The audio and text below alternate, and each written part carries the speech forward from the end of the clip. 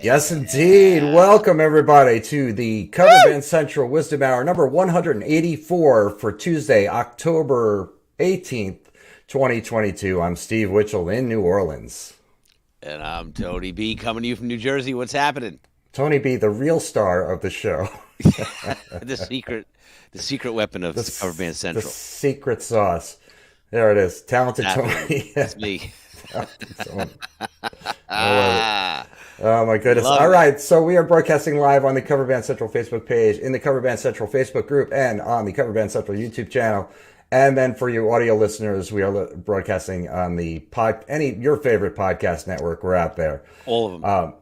Speaking of YouTube, please subscribe to the YouTube channel. The link is in the description. Click on that link, hit subscribe, hit the bell, and this way you'll always know when we're going live. And you can check out our previous episodes and Where's all the your other bell sound effect?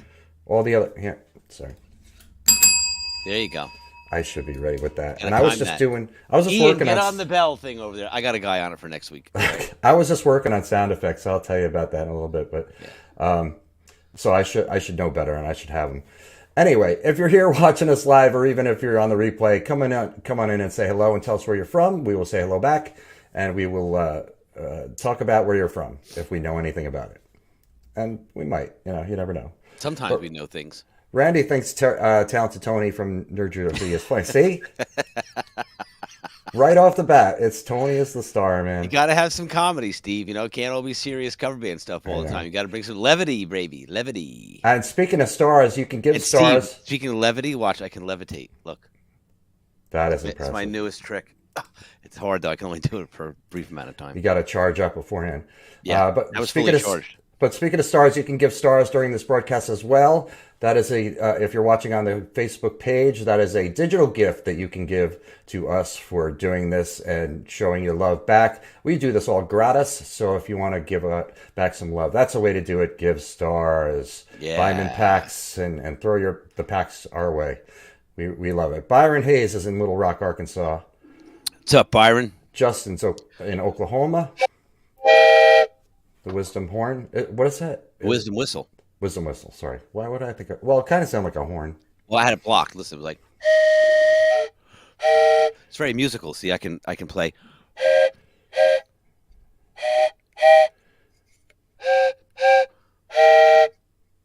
Only 2 notes, but that's good. It's only got 4 possible. Wanda is in... What's up, Wanda? Los Angeles. I got to get rid of the stars thing. Wait, hang on. Yeah, just give them. Send stars our way.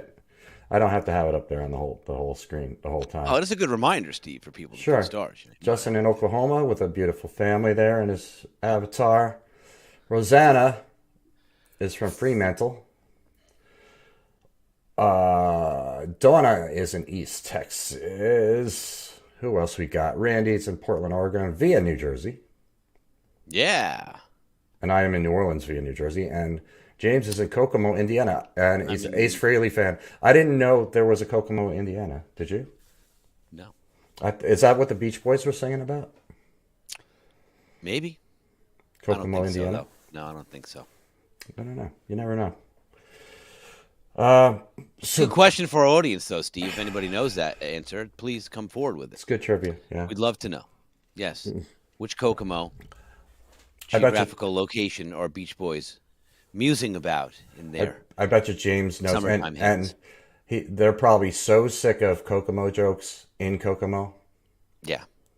Like probably every day, at least if you're from Kokomo, you don't even mention the Beach Boys. Or it could be the other way around. They could be like, hey, you live way down in Kokomo. It could be their theme song. They could play it at parties and church, and who knows what they do. With Kokomo there. They might celebrate it, or they might shun it. Kokomo craziness. Let's take a vote. Do you think they shun it, or they celebrate it? Are they cuckoo for Kokomo? You never know, do you? You are funny. Kenny's in Dixon, Illinois. What's up, Kenny? How would you say that name? Filio? Yeah. Filio is in the Philippines. He says good morning. Beautiful sunrise or sunset avatar awesome. There. But Kokomo is at 45 minutes north of Indianapolis. And James said is the Florida Kokomo that the Beach Boys are singing about. Yes. I didn't know Florida had a Kokomo either. No, that I knew because I figured it was a warm place like California, and I know there's no Kokomo in California, so. I thought it was like the islands, like an island place, like that's or Lake Kokomo, like the Caribbean. Kokomo is in the Caribbean. That's what I thought. Go to Kokomo Islands.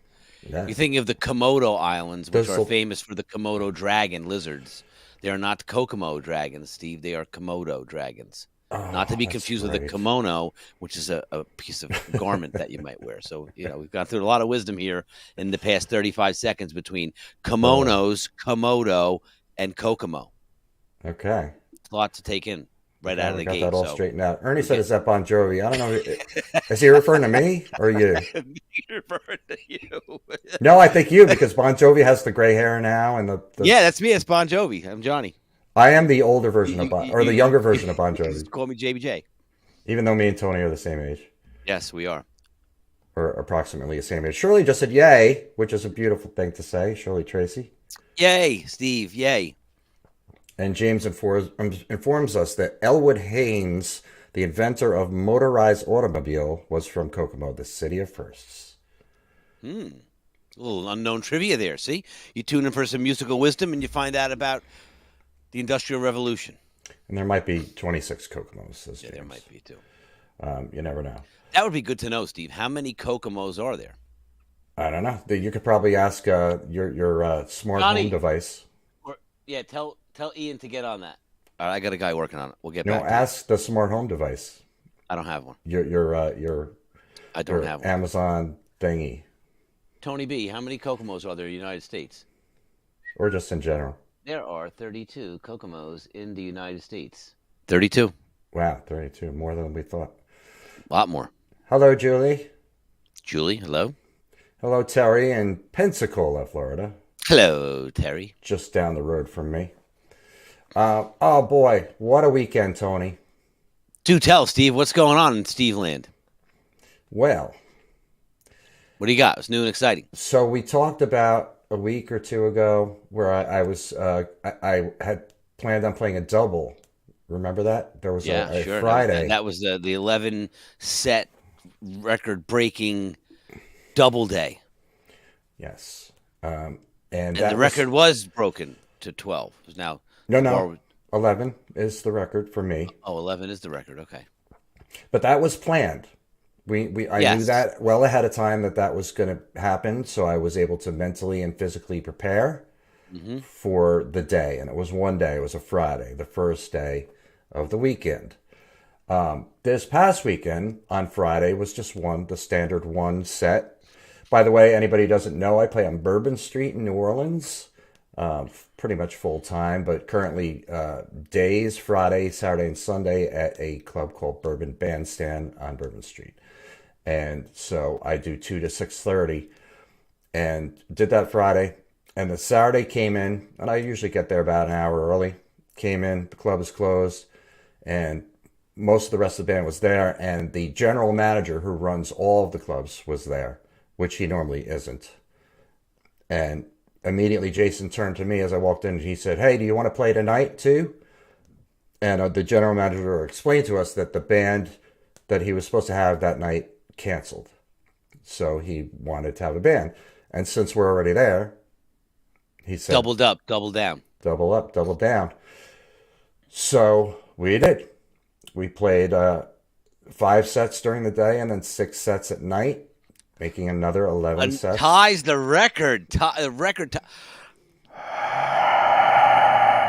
Yes. Big crowd applause there for Steve tying his own record of 11 sets in one day. Mm-hmm. Well, actually, it's 2 days because you played past midnight, right? So we stopped at midnight. We stopped at exactly midnight. Oh, okay. So you did get 11 sets in before midnight. Yes. Wow. So 11 sets in one day. Yes, which amounts to... Pretty impressive, Steve. We started 2 o'clock and at midnight, a couple breaks in there, but that's 10 hours of playing. And I was just going to say that, and I'm glad Corey asked, how long are the sets? The sets are 45 minutes, and we typically do more than one set in a row. So we'll do 2, what we did on Saturday was 2 sets, I'm sorry, 3 sets, which is 2 hours and 15 minutes. Take a half-hour break, do 2 more sets, which is an hour and a half. And then we took a 45-minute break, went up and did three. I think we did 3 and 3, which is 2 hours and 15 minutes, half-hour break, another 2 hours and 15 minutes. So long day, man. Yeah, I'll say. But everybody in the band was excited mostly about working more and making some more money. And did you guys do the same set? Oh, yeah. Did you repeat the same identical set for the evening crowd that you did for the afternoon crowd? Oh, yeah. We played. There's certain songs that we played 5 times, a few of them, during the whole day. And I'm using a request app, which I talk about every week, and I would like all you guys to get this. What is that app, Steve? It's called juke.band. It's not really an app. It's just a thing on your phone where you put in all your songs, and the people in the crowd can scan a QR code, check out your entire song list, and request songs in real time, and also tip the band. So we typically don't use set lists. And if we did a song and then there's a kind of a turnover with the crowd, which happens on Bourbon Street, and somebody comes in and requests a song that we already did and tips us, then we'll play it. So we did Highway to Hell 5 times on Saturday. We did... Hey, was it multiple times during the same day and night sets? Like you had multiple people request the same song, so you said, hey, we already did this an hour ago, but we'll do it again. Oh, yeah. Yeah, we had, in one case, we had a woman walk in, saw the QR code thing right away, scanned it, and requested a song that we had just played 10 minutes ago before she walked in the room. So we didn't play it right away, but we did play it again. So if 5 people request Highway to Hell, you don't play 5 versions back to back and be like, this one's going out to Jay, and this one's going out to Susie, and this one's going out to Steve. No. No? If we get more than one request at a time, we'll only do it once. But if we get it in separate occasions, then we'll do it more than once. And the other song, you'll never guess, but let's play Stump the Drummer and see if you can guess. We haven't played Stump the Drummer in a long time. No, we haven't in quite some time. Stump the Drummer. So there was a song that was requested several times. I think every time by a female. That's a clue. And we played it, and that's another one of the songs that we played 5 times on Saturday. So your clues are, it was requested by a female every time. It is a heavier rock song that normally we wouldn't necessarily play during the day. And if we did, we certainly wouldn't play it early in our set, because we try to, we try to ease people in, and we start with a little bit mellower stuff. Let's see what other. You should get one more clue from that. The band, it's a band, and they had maybe one other AOR hit, album-oriented rock, not a top 40 hit, but this song is an album rock hit, and there was one other album rock hit from this band. So those are your clues, Tony. Wow. Let me think about that. Got the timer going here. And anybody else wants to chime in and guess, you can do that too. As James did, he guessed Tom Sawyer, and that was incorrect.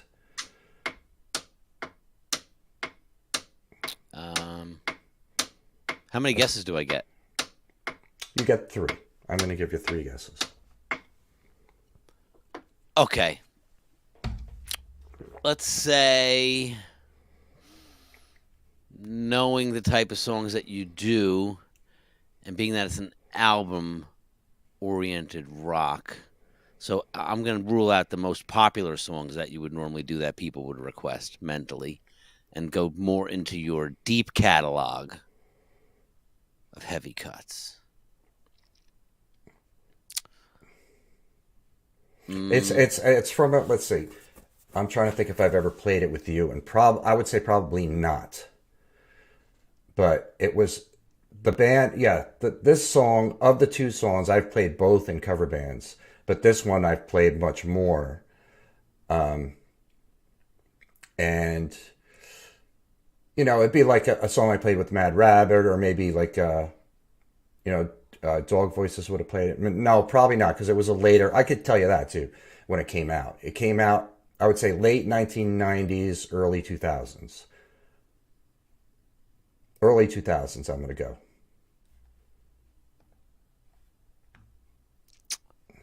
And no, it is not Mustang Sally, Melina. What? Look at a white tiger. Beautiful.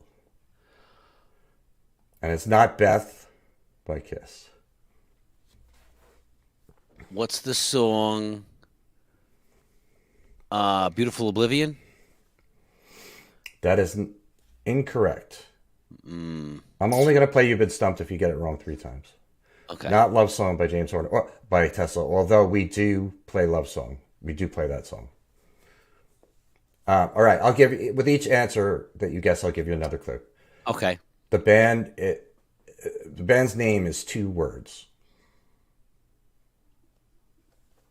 Okay. That doesn't really help. It could be, doesn't really narrow it down to too many options there. The next clue is going to be a good one, though. I already got it. I already know what I'm going to do. Nope, not Keep Your Hands to Yourself, Jamie asked. Georgia Satellites only had really that one hit. I don't know that they had another hit. Yeah, because you got to think of bands that only had 2 hits, and that narrows it down a lot, right? Said I quit. Yes. How about Nevermind by Space Hog? Was that the name of the song? I think so. That is incorrect. You know the song I'm talking about, though. Youth Gone Wild by Skid Row? No, that is not correct. And Skid Row was more of an 80s. Although the first album came out in 89, I think. Yeah, it was on the cusp there, but it was still considered. This is more like an early 2000s band. Okay. All right. The name of the song has 2 words. And the second word in the name of the band is a fruit. Blind Melon? That's an excellent guess. Tony, sometimes you really surprise me, but you've been stumped. Come on, man. I thought for sure I was going to have that. That was an excellent guess. It's a fruit, Blind Melon. I don't know that they had another hit besides No Rain, but that's about the right time. No. I was going to say Soul Asylum, Runaway Train, right? Because I don't know what other big song. They only had a couple. That would be another good guess, even though it's not correct. And not a fruit. It's not a fruit. Right. The correct answer is the band was Buck Cherry, and the song is Crazy Bitch. That fits all those criteria, but I would not have guessed that. Crazy Bitch, we played it 5 times, and every time that we played it... 5 times? Every time we played it was requested, and it was requested by a female. Wow, was she crazy? They love the girls, they love that song. Are they kind of crazy when they're asking you for it? Are they all like googly-eyed and kind of like would stab you with a fork if given the opportunity? Probably. Wow. Okay. Some crazy bitches out there, Steve. They love that song. They dance crazy to it. They love it. So yes, that was. So we played that on Saturday 5 times, and then in our wisdom, we thought to ourselves, Jason and I thought, well, they're probably not going to have a band for tomorrow, so let's set it up so we can do a double tomorrow too. Might as well. This being Saturday now, right? Following the Saturday. The Friday night double header. No, the Saturday was the double, the first double. Oh, Friday was a regular daytime gig. Friday was a regular daytime gig. No nighttime. No nighttime. Saturday was teed up as a double. And then we thought, Sunday let's take advantage of this, get some work. We all need to work, and let's try to secure a double for Sunday, which we did not secure by Saturday, but was confirmed by Sunday morning. However, one of our singers had to leave after the day gig. And Jason and Chris, the drummer and guitar player in my band, did not show up for either the day or night on Sunday. They had Jason had something with his dad, and Jason is Chris's ride. So they come from Baton Rouge. So something happened where both of them couldn't make the gig, so you had secured a double with no band in attendance. Right. So we had to get people to sub. We had to get fill-ins. And so let's talk about that, Steve. Let's run through how that scenario plays out now. Okay. So it's you're playing doubles. You're playing 2 to 6:30, and then you're playing probably 7 to midnight, right, or whatever, 7:30 to midnight, right? So now you're at the club. It's 1 o'clock or 1:15, and you're like, hey man, where is everybody? Then you get the news that nobody's coming. Now, what's the thought process that ensues from that point on, right? Because I'm sure you have the club manager saying to you, hey, Steve, what time are you guys going on? Are you ready to go on? What's going on? No, I knew in the morning because as soon as I woke up, I got a message from Jason to call him, and I did, and he told me what was happening, and he had gotten somebody to sub for him and for Chris as well. Oh, so he already had the subs already taken care of. Delbert missed it. The song was Crazy Bitch by Buckcherry. So yeah, it was taken care of. The guitar player is somebody I know. His name's Abe. He's from Jersey. I've known him 15, 16 years. We played in an original band together, and he moved down here recently. And the drummer is a guy who had been playing at that club, and I've played with him a couple times, and he's somebody I know. So I felt pretty confident that we were going to do fine. And they were up for doubles too. So not only did they get the call Sunday morning saying, hey, I need you to fill in today, and by the way, it's a double. Correct. Which could be enticing to someone to say, ooh, I could make some money today, or yeah, I'm going to be out of pocket for the next 10 hours. Right. So I think it was the former. Okay, that's good. They're excited to play. They're looking forward to it. They show up. And then what happens, Steve? You guys play two flawless back-to-back gigs day and evening. No, we did not. Flawless was not a word that was used. Less the flaw. Flaw with the less. Acceptable? Less. Somewhat acceptable? I'll go acceptable. Performance? I'll be okay with acceptable. Okay. And the reason, and I don't want to throw anybody under the bus, but this is our show. So, and this is what we were talking about. So I like to keep it real. I'm calling songs based on the singer. And again, we had 2 singers for the day shift, our 2 regular male singers. Mm-hmm. But then at night, the one singer had to leave. So we only had our one singer who plays acoustic guitar as well. So that one guy had to sing all the songs for the night gig. Well, no. No. I sing lead, and the drummer that we were using can sing lead, but he didn't sing any lead. The guitar player doesn't sing at all. Well, he'll do some harmonies, but he doesn't sing lead. And but calling the show, it like me standing on my feet playing bass and singing all day. It's tiring and stuff, but I can do it. I'm still young enough where I can handle it. But the calling and show part, dude, that's the mentally draining part of it, because I have to constantly be looking at the room, trying to figure out what's going to transition well from one song to another, trying to know what songs everybody knows, without having a list from anybody. And I would have to ask, do you guys know this? Do you guys know this? And which I can't say. I don't like dead air on stage, and I don't like having to do that. But I was forced into that situation. So the song selection was a little more limited because they didn't know the songs that our singers knew. But we got through it. We had a couple little possible train wrecks, at least one definite train wreck, which is the worst feeling in the world. When nobody knows where they are in the song, and it's Excellent. It's off the rails. It's fire, explosions, gasoline on the ground. But we got through it. And then this at night, about an hour or so into the night shift, this girl came in to sing with us. That the drummer called her and said, "Hey, can you come help us out?" And she's fantastic. She's a great singer. She's a sweetheart, and she came in and did a great job. She's great with the crowd. So that kind of opened up our song list more, Cool. which helped me a lot calling, because then she came in and she gave me her list, and I'm like, oh thank God, I can call some different songs here, Yeah. instead of Crazy Bitch and Highway to Hell.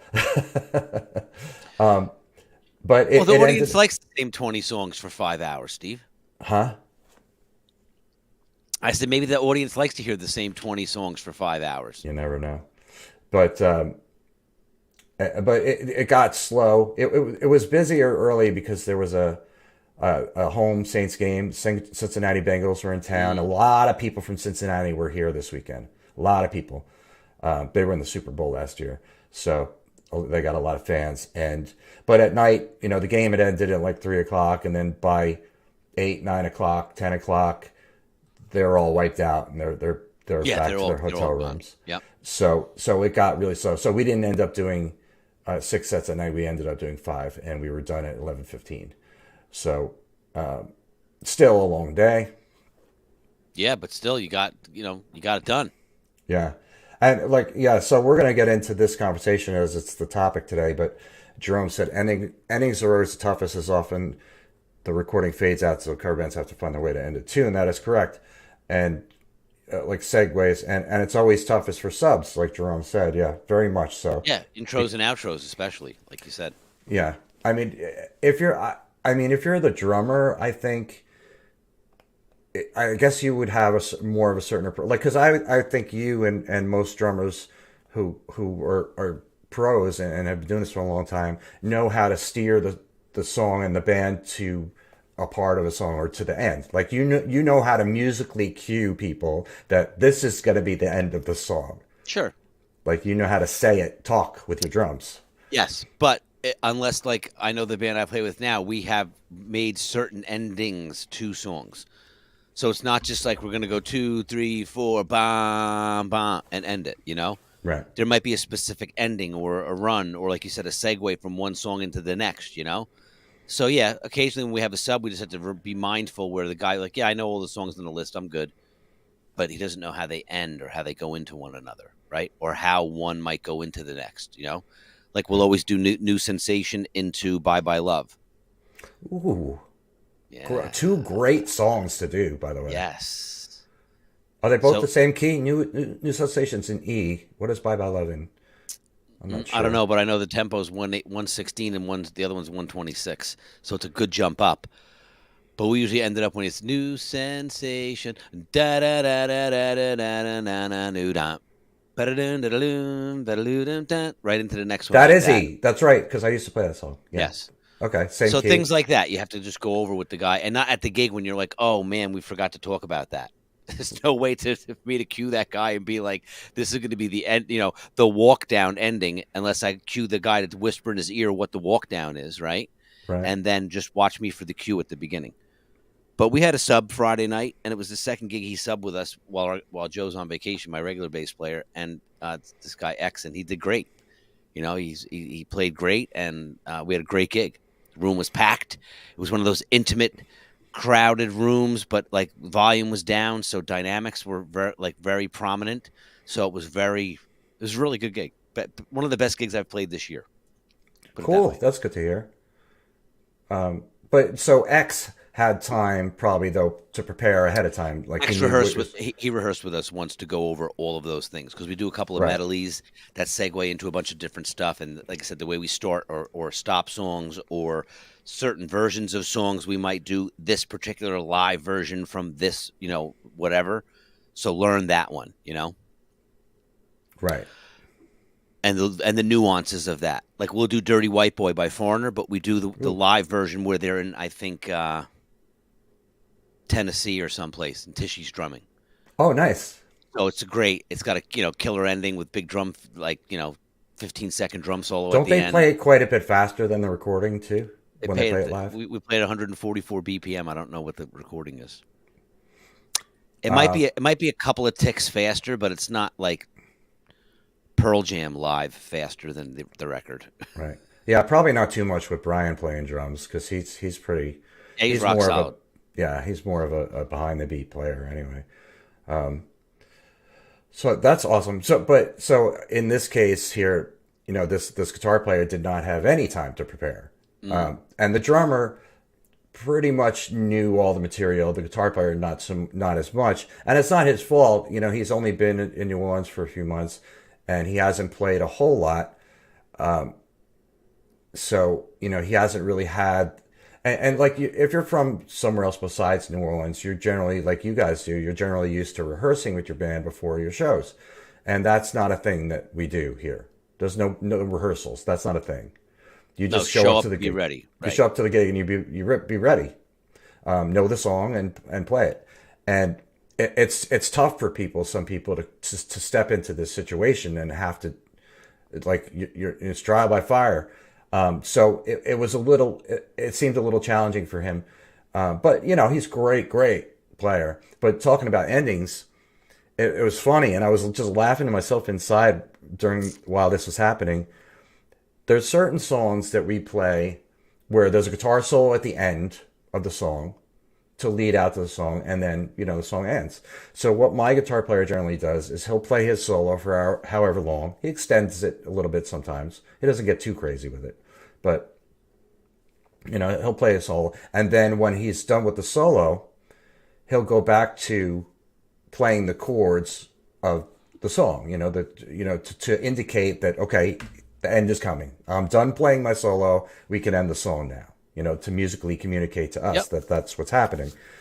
And it was funny because this guitar player was soloing at the end of the songs, and he just wouldn't stop soloing. He just kept going and kept going. And I'm looking over at him, like, I'm trying to nod and like, okay, and he was, and he's like, yeah, this is great, dude. Thanks. His eyes are closed. He's like rock star. He's into it. He's a good looking guy. He's in good shape. And he's just like, he's on stage. It's like, and he's just kept going and going and going, like on a few songs. And it was funny because I'm thinking like, oh my God, how are we going to get out of this song? How are we going to get out of this song? He's never going to stop playing a solo. Like, we're just like, what are we going to do? What if the band just stopped? Like, dun, dun, dun, dun, dun, dun, dun, dun, bop. And then he's still soloing. He's like, and then so that way. So that was a challenge for it.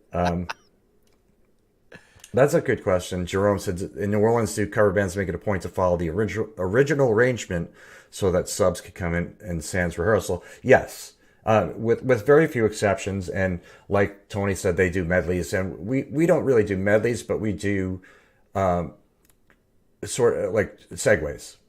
So there's certain songs we do back to back all the time. But as far as the arrangement is concerned, yes, we pretty much always stick to the song's original arrangement.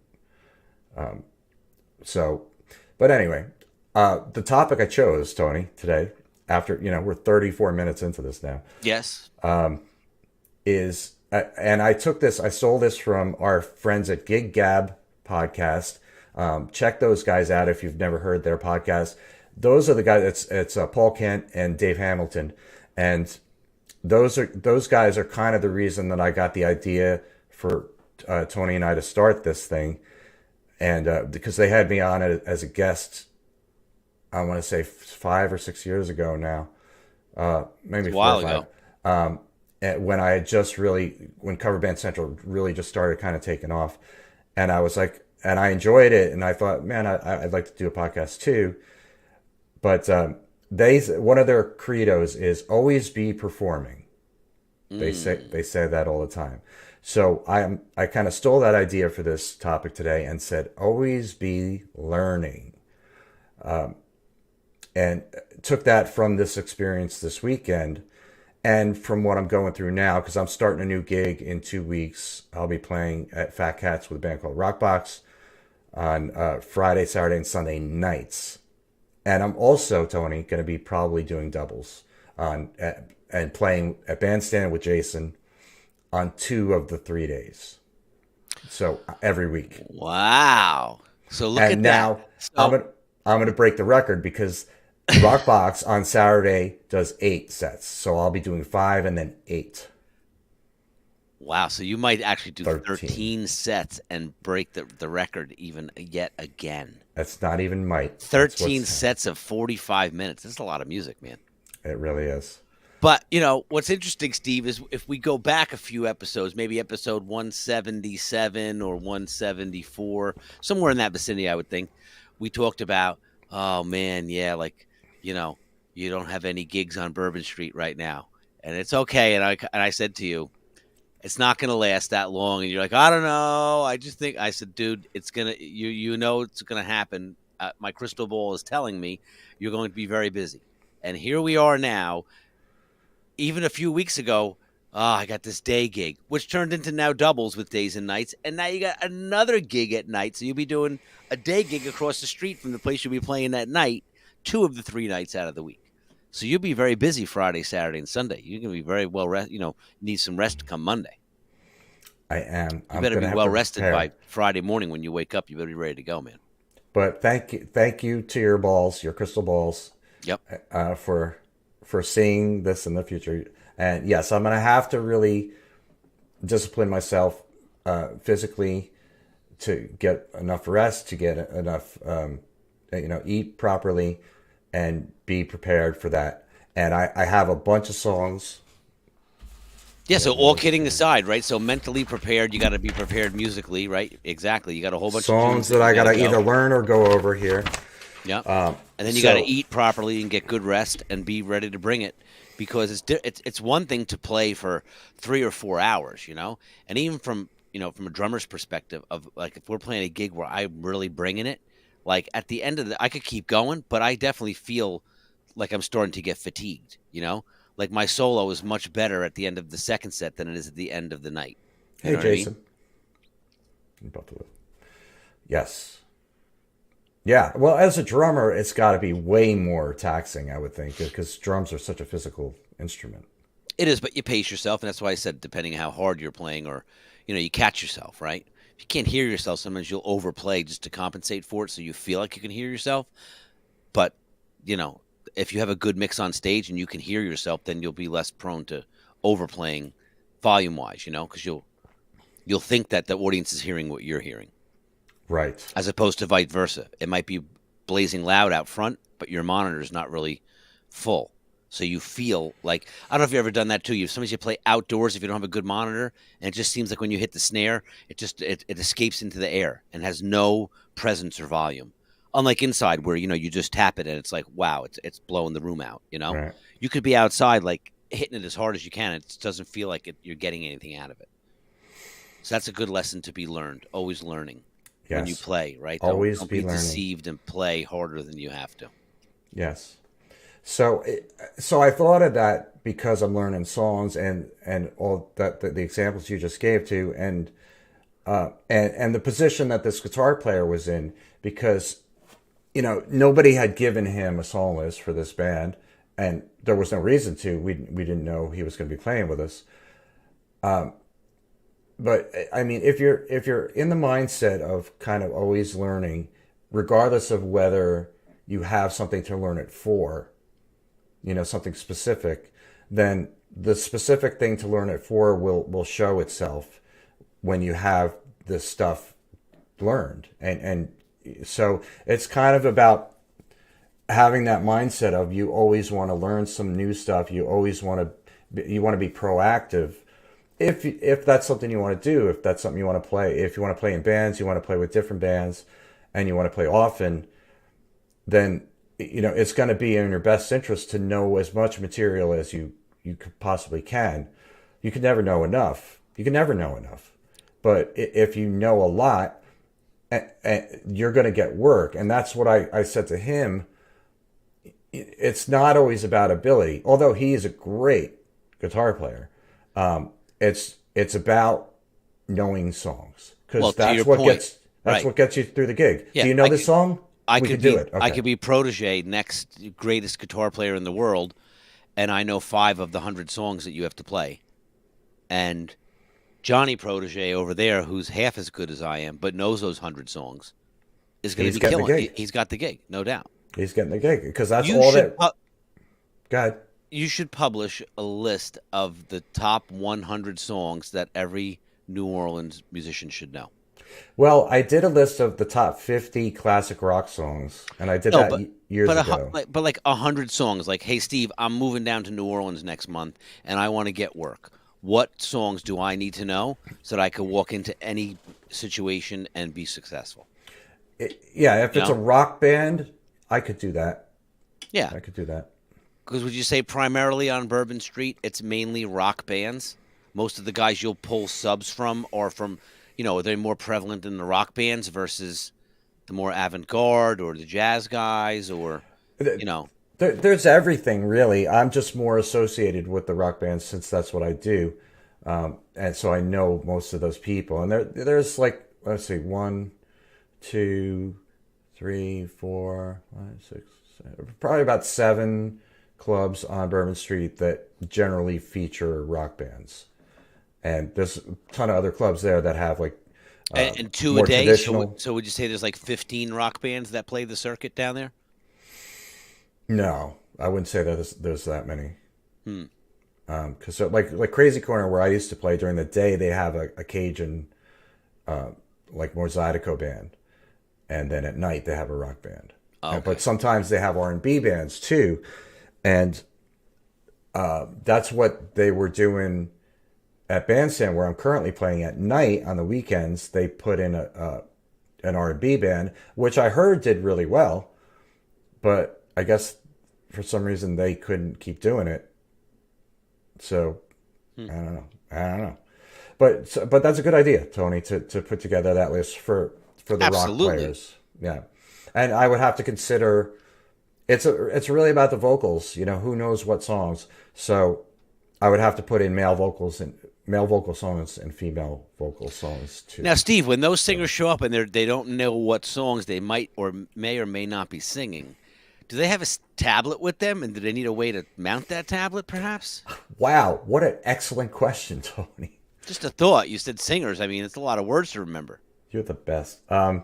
Yeah, and as a matter of fact, we're having a giveaway contest on Cover Band Central this week and every week in October. We're giving away a Hercules. Oh, damn it! I don't have the box here. A Hercules 2-in-1 tablet phone holder. I don't have the box, but I do have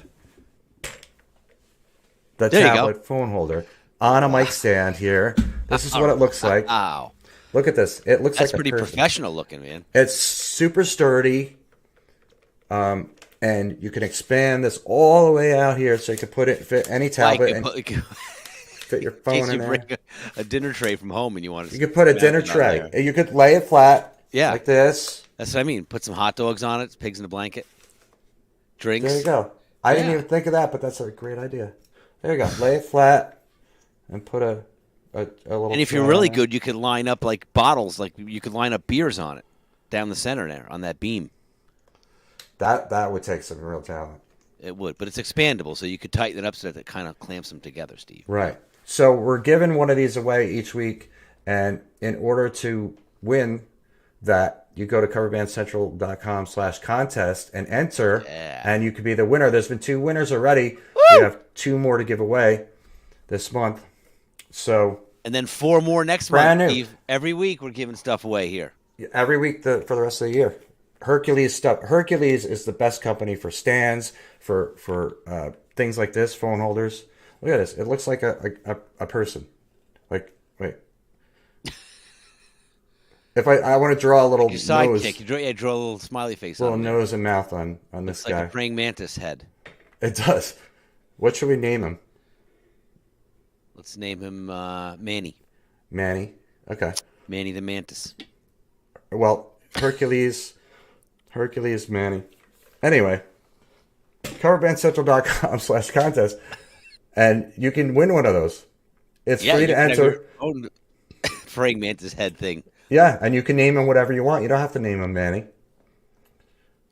And he's free. So all you got to do is sign up. All you got to do is join. You got to be in it to win it. Can I tell you a little secret too? What's that, Steve? Not a lot of people have entered. Not a lot of people have entered, so make sure you enter quickly. You can so you have a very good chance of winning. Yes, that's quickly. all I'm saying. The only thing is 1 entry per person, and you must be a U.S. resident. That's affiliate sponsors and members of Cobra Central not eligible. Ophelia likes it. Yes. Stan Pone. She likes that Stan Pone. Sorry, I don't know that one. No, wasn't talking to you. Stan Pone. Why did you respond to that? That's a cool thing, though. Yeah, it is. So, anyway. So, I was thinking about that a lot this week and about learning material and how important it is to know a lot of songs. And that's, like, I'm a good bass player. There's other bass players that are way better than me.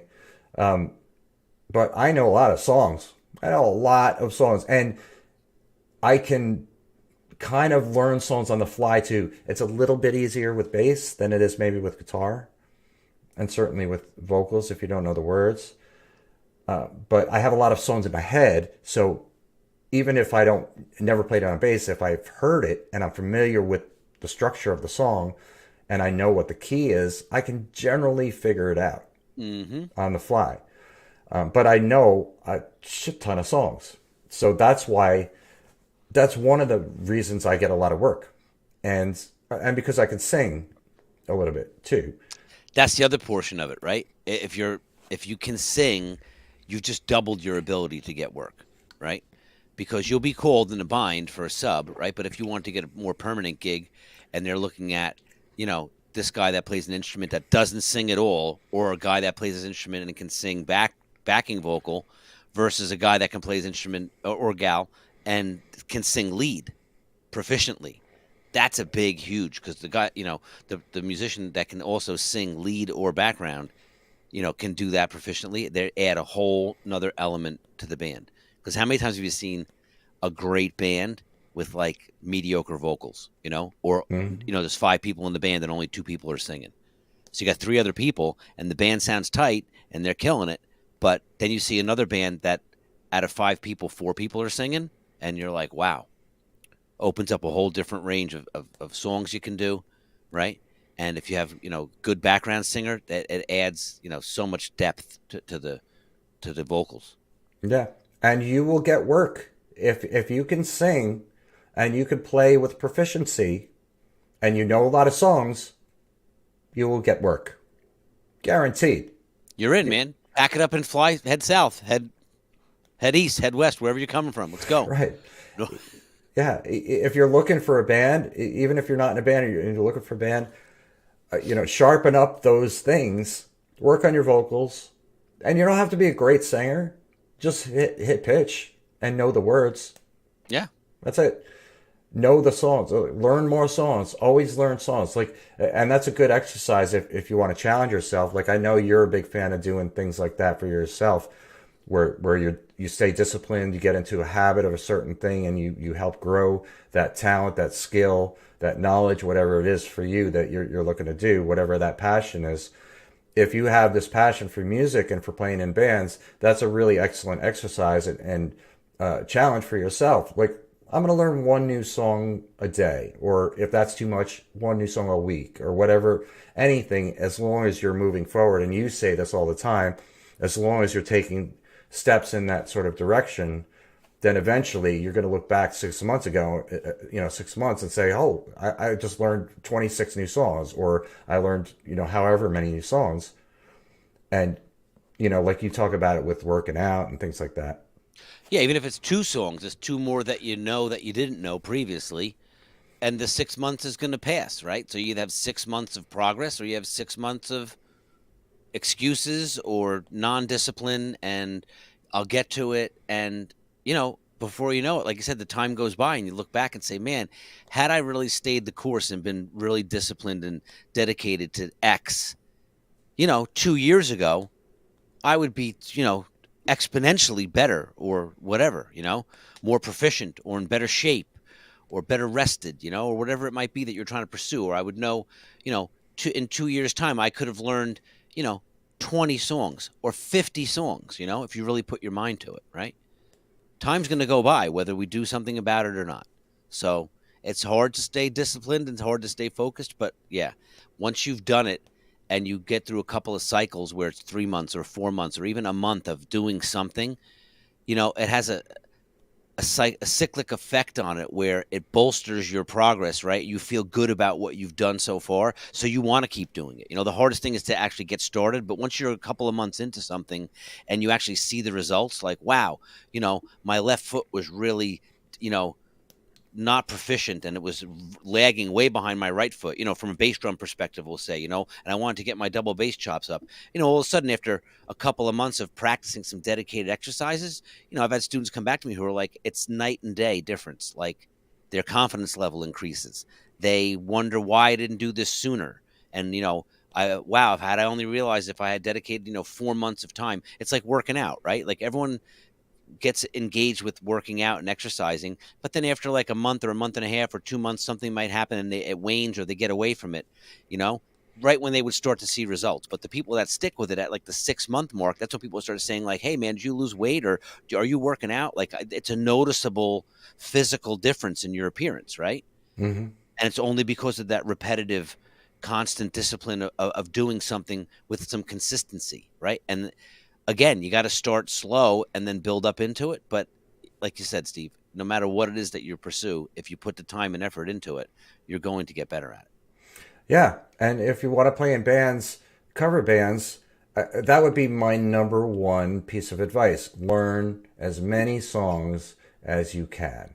Keep learning songs. Because I've been playing almost 40 years now, and I've never had to stop learning songs. And I've never stopped learning songs because I love doing it. For me, it's like this brand new thing that I get to experience when I learn a new song. And I feel, like you said, it boosts your confidence. And I just always feel like I'm that much better of a player now because I can play that song. Yeah.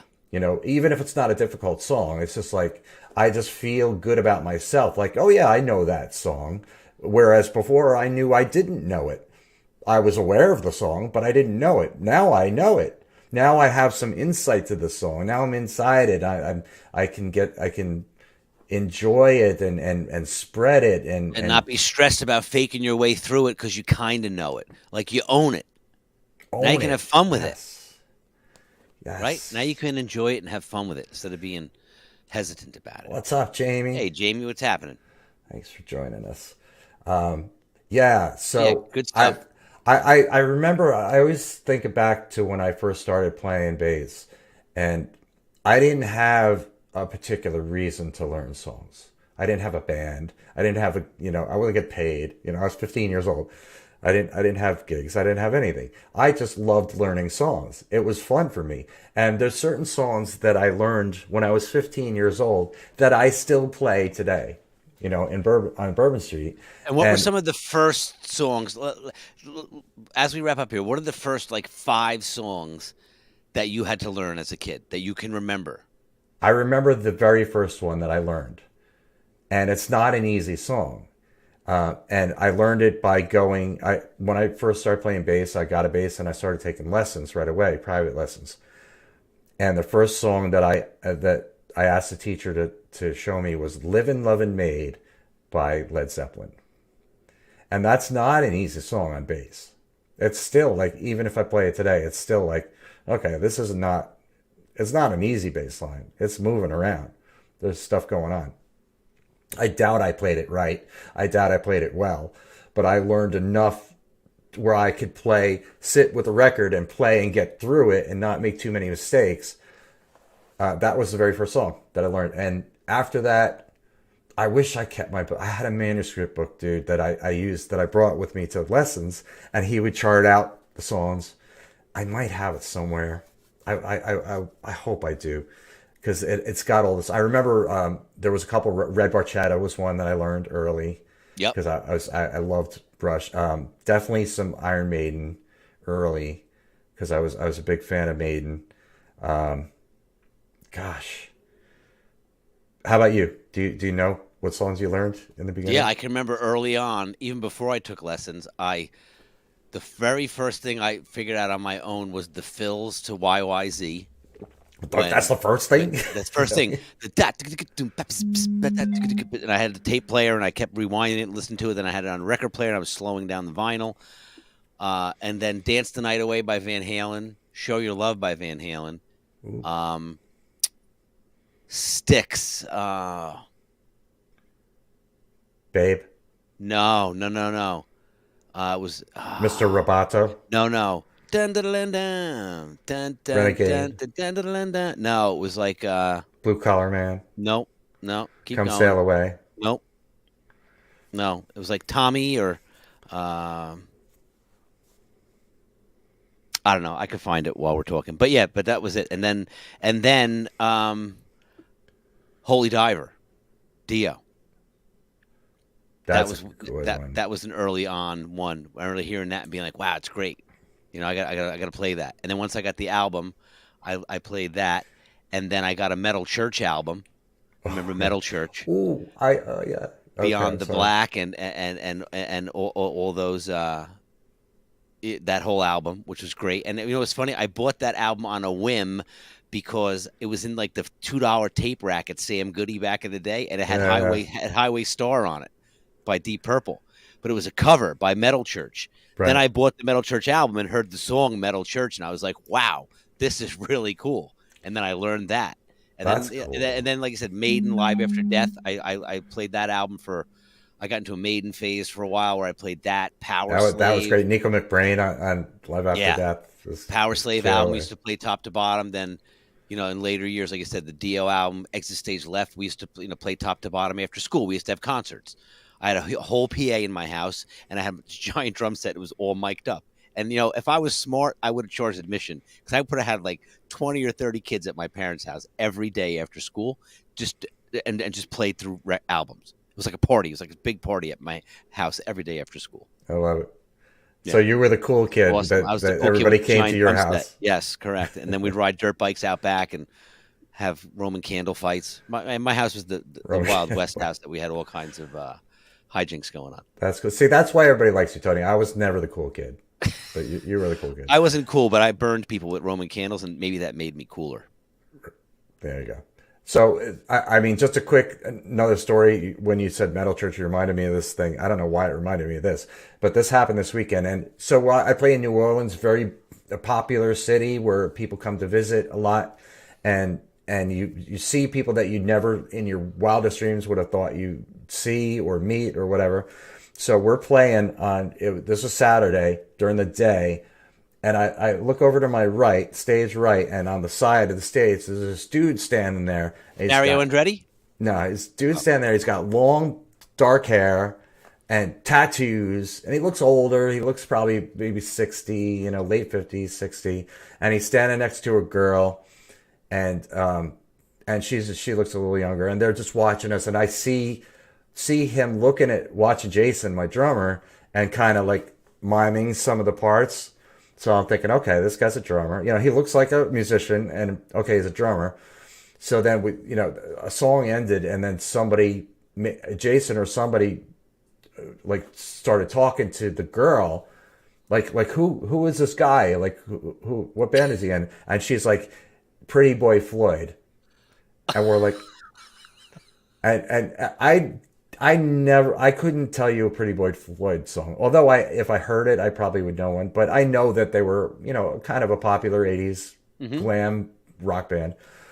And so Jason's all excited, and he gets up off this drum throne and walks out, and he shakes his hand. He's like, get up there and play. So he came up and played Rock and Roll All Night. And I don't remember what the other song was. I don't remember. But nonetheless, he came up and had some fun. Had some fun. He was really good, hit hard. He was, and I was like, okay, I'm playing drums I'm playing in a band with a drummer from Pretty Boy Floyd. So that was funny to me. That was a little anecdote from the weekend. All right, so an hour flew by again. Once again, Tony. It just goes, yeah. It goes, like man. That. It's happening when you're having fun. That's what happens. Talking about silly things. Subscribe to the YouTube channel. The link is in the description. Click that link and hit subscribe. Hit the bell, and then you'll know when we go live. enter the giveaway contest so you can win Manny. The praying mantis stand. There you go. Mantis stand. You Yep. can win one of these for yourself for free at coverbandcentral.com/contest. And as always, Tony, coverbandcentral.com. Sign up for a profile for you, your band, or both. It is free. And you're going to have to sign up if you want to enter the contest too. Free. That's part of the deal. Yeah. We will not be here next week. I will be in New Jersey in 2 days. You guys are off next week, baby. And they're all jumping around, going crazy. Love it. And next Tuesday, I will be on the road en route back to New Orleans. So there will be no Wizdumb Hour next week, but we will return the following week, which will be the day after Halloween, November 1st. Yes, All Saints Day. We will be here. Yes. So everybody have a great couple weeks. Thank you for listening. Thank you for watching. Do all those things. Enter the contest and go to the website. And we'll see you next time.